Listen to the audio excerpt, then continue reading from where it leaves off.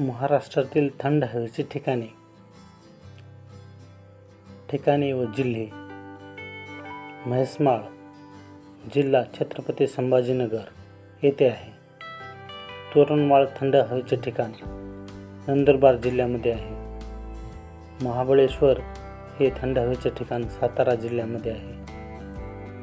पाल हे थंड हवेचे ठिकाण जळगाव जिल्ह्यामध्ये आहे.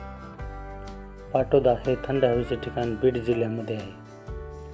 रामटेक हे थंड हवेचे ठिकाण नागपूर जिल्ह्यामध्ये आहे. माथेरान हे थंड हवेचे ठिकाण रायगड जिल्ह्यामध्ये आहे. आंबोली हे थंड हवेचे ठिकाण सिंधुदुर्ग जिल्ह्यामध्ये आहे.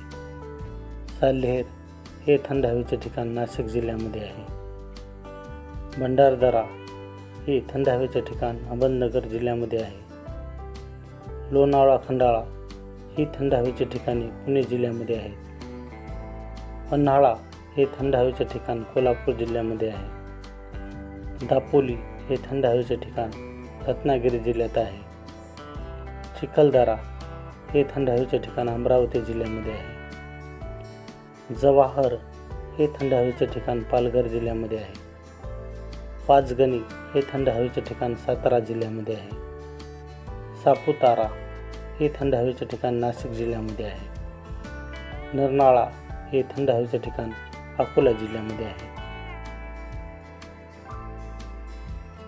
थंड हवेची इतर ठिकाणे मोखाडा व सूर्यमाळ ही थंड हवेची ठिकाणे ठाणे जिल्ह्यात आहेत. राजमाची व कनकेश्वर ही थंड हवेची ठिकाणे रायगड जिल्ह्यामध्ये आहेत. दापोली व माचाळ ही थंड हवेची ठिकाणे रत्नागिरी जिल्ह्यात आहेत.